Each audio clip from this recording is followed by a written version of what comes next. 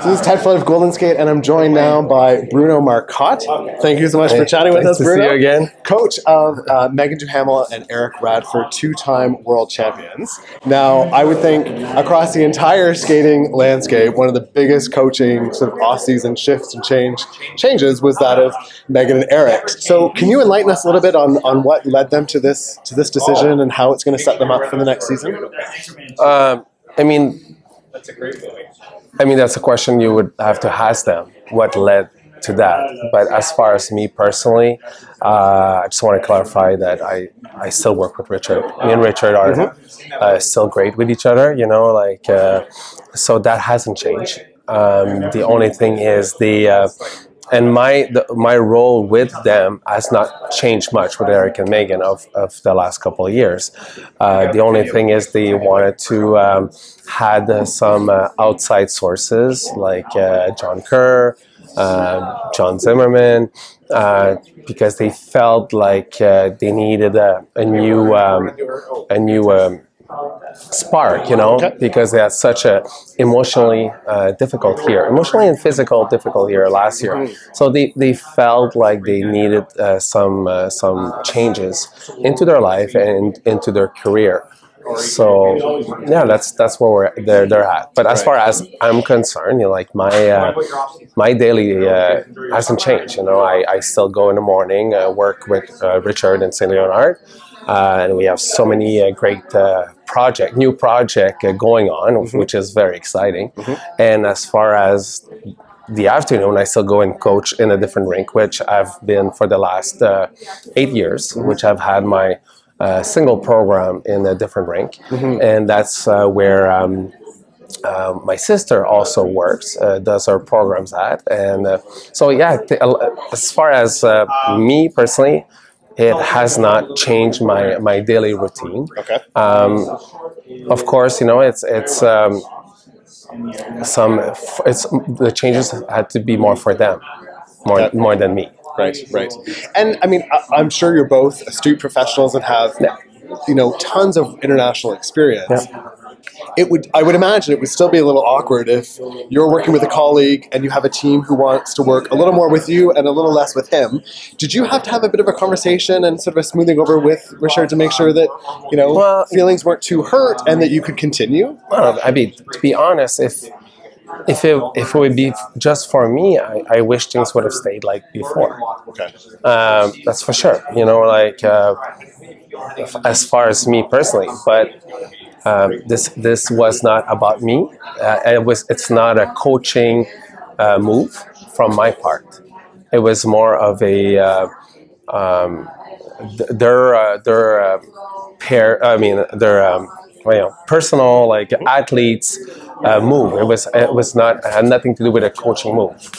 And as you know, like, I'm married with Meagan, and so of course it's a different situation. And so the difficult part is I want to show my loyalty to Richard, and I also want to show my loyalty to my wife also. Sure. So, but yeah, no, me and Richard. I mean, I love working with the guy. I mean, for me, it's family to me. So as far as my day-to-day has not changed. Right. Had Meagan and Eric or yourself, had you had any kind of experience or exchanges with John Kerr and with John Zimmerman to get a sense that this is something, a synergy that you wanted to develop more, or is that a completely fresh new relationship? Well, as far as John Kerr, like, I know Eric and Meagan has done some Stars on Ice tours with John before, and I've met him many times. So more as a friendly or social basic than professional basic. But I've always loved to chat with him. I love the work that he's done, his philosophy with skating. And so we felt that it would be a good complement and add on to what Julie is already doing with Eric and Meagan. As far as John, well, I've known John for many years. I've competed with him back in the days. Again, I've never personally worked with him, but we also love the life that he brought to the French team last year. And I think for Eric and Meagan to go, if they go away to train with a top another your top team, I think it's good for everybody. Everybody wins in that. Right. How is, I mean, I think people are curious into how the Canadians and the French mix on the ice because they're both so good and they have such neat, neat styles and enormous credentials. Well, actually, do they push each other? Do they get along? It's friendly? To be honest, like, I have not gone to Florida when they went, so I stayed home. But that's too bad. You missed out. You missed out on the trip to Florida. I've worked with Morgan and Vanessa in the past. Me and Richard has worked with them, so they have trained in the past together. So their first year together, they would spend a lot of time in Montreal. So for them, for Ike and Meagan and Vanessa and Morgan, they've known each other for many years. So I don't think it was such a big shock for them. It was more like, hey, long time I haven't seen you, but obviously they're pushing each other, of course, like I'm sure when Vanessa watch Meagan does a quad, it pushes her for a quad, and when they watch Vanessa and Morgan do their twist, it pushes Eric and Meagan's twist. Like everybody is like pushing into their own way. Sure. Okay. When you talk about how emotionally and physically challenging this past season has been, we as viewers have a bit of a sense of what the physical challenges were and the injuries, but emotionally, can you elaborate a little bit on that? I mean, what does that mean for Meagan and Eric? What was tough? Well, it's like you repeat 2 years in a row. And you come back, and obviously, like, people have been chasing you for a couple of years, and people have come up with different strategy to try to reach your level or even pass you. So that was hard, and also I think it's like they've always had little injuries, but for their age, have been pretty healthy in the last couple of years. So to deal with being injured in such a sad timing, that was also very challenging to deal with the injury and the challenge and wanting to be able to compete and defend your title. So not be able to defend your title and being 100%, and also being in Meagan's parents, like mother's homeland in Finland, because Meagan's is half Finnish. That was hard for her also, because she wanted to be the best she could be in front of her family, and that's something she was not able to achieve. So I think, and it's also like finding their own way within the programs. I don't think last year they were able to find their own way within the programs that they had done.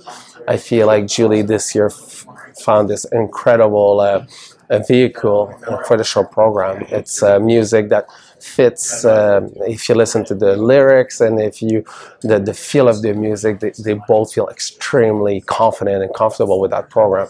And I really feel like this program will put them back on top.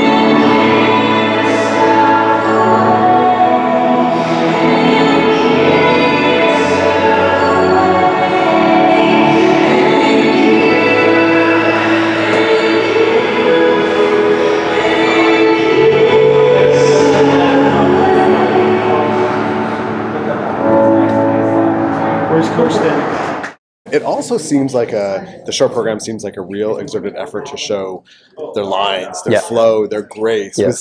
Was that intentional? Yeah, it was, and it's something that Seal just couldn't quite achieve last year for the show program. It was, yeah, exactly, and like in the past couple of years, they've had like different show music, on tours, and a lot of people like, oh my God, you guys are so good in that type of music, and it really brought the best out of themselves. And so I think, I don't know, I think in the past with Seal, we tried to push the envelope like we've had in the last couple of years.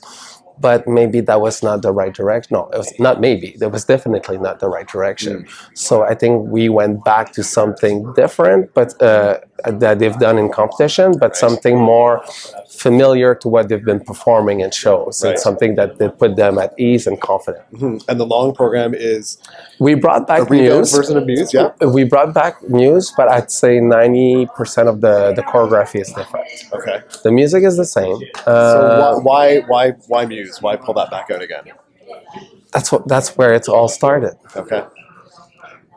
That's where it's all started, and that's where I think that's where it should finish. That, I mean, in some cases, you know, when you bring back an old program, I mean, I think so often of Sally and Pelletier and Love Story, and some people felt like beautiful but stale.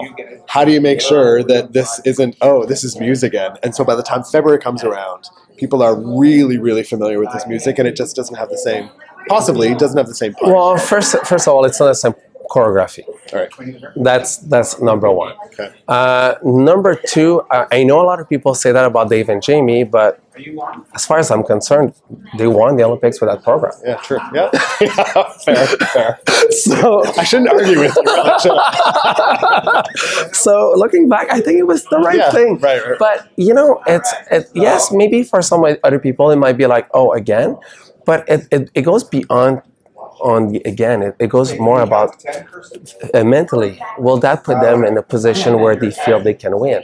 And I think going back with Love Story, that's what they did to Dave and Jamie. Right. And I think that's one of the strategy going back to Muse, is that when the music starts, they know that this is a winning program.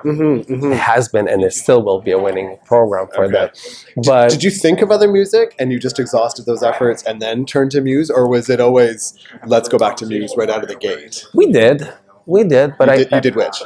Think about other music, you know, like Julie, like thought about it. But the one thing is with Muse, the structure of the music, the way it's built, I think it really fits their skating, about where the highlights goes on and off, you know, and so that was one of the big reasons why we stick with them and put a little bit more energy into the creation of the short program. Right.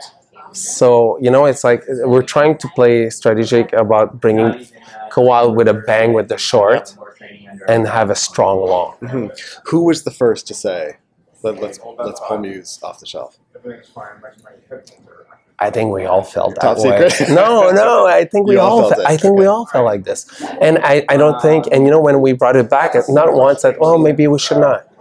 Everybody was like, you know what? Yes, this is right. You were certain. This is the right thing. Okay. You know, and it's so it's not.